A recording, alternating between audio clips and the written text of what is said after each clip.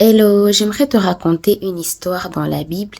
Alors, je pense que tu as déjà lu l'histoire d'Esther ainsi que des peuples d'Israël. Et peut-être que tu étais dans une situation compliquée, les soucis de la vie t'ont aveuglé et t'as peut-être pas pu voir la grandeur de Dieu dans cette histoire. Et moi, j'aimerais un peu t'ouvrir les yeux en te racontant encore cette histoire.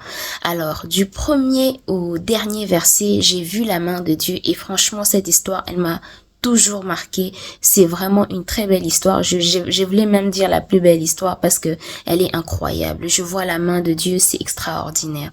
Alors, l'histoire commence par une orpheline de père et des mères et qui vivait avec son oncle Mardoché. Et ils ont été déportés à Babylone parce que voilà, ils ont péché contre l'Éternel et à cette époque, ils ont été déportés comme voilà, les seigneurs, ça se passait comme ça à l'époque. Alors, qu'est-ce qui s'est passé? Il y a un monsieur qui s'appelait Aman et il est venu dans ce royaume-là qu'on appelait le royaume de Babylone. Et il y avait un banquet que le roi avait fait. Et durant ce banquet, il avait demandé à ce que sa femme Vashti vienne. Elle avait refusé et malheureusement, elle a été sa place de reine lui a été enlevée. Alors il fallait choisir une autre reine. Esther était belle des figures, belle des tailles. Elle a été choisie parmi les jeunes filles et Dieu lui a fait trouver grâce jusqu'à ce qu'elle soit choisie comme étant reine. Donc elle a remplacé Vashti. Et il arrive un temps où Aman a fait un plan pour détruire les enfants d'Israël. Pourquoi? Parce que Mardoché refusait de s'agenouiller devant lui, parce que Mardoché savait qu'on ne s'agenouillait uniquement que devant Dieu. Alors qu'est-ce qui s'est passé? Il a fait son coup, il a fait son plan, il a même choisi un jour, il jetait tout le temps des sorts et le sort est tombé, c'était le 13e mois du 13e jour, vous savez vous-même comment il comptait le jour en ce temps-là.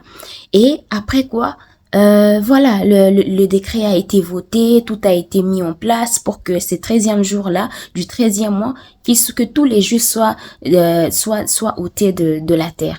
Alors, Mardoché a appris l'histoire, il a fait en sorte que Esther aussi prenne connaissance de cette histoire et Dieu merci, Esther a pu comprendre que non, il y avait un danger parce que Mardoché l'a aidé à prendre conscience de cette situation qui était très compliquée, critique. Ils ont prié, ils ont fait 3 jours de jeûne et de prière et Esther, contre vents et marées, elle s'est décidée d'aller auprès du roi et de plaider cause pour son peuple. Dieu merci, les choses se sont très bien passées par la grâce de Dieu. Là où on pouvait lui ôter la vie, la grâce lui a été offerte d'accéder au roi.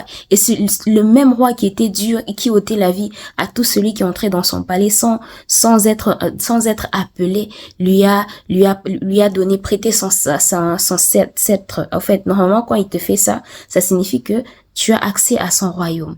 Et Esther a eu accès à son royaume. En tout cas, c'était un miracle. Déjà, le premier miracle, il est là.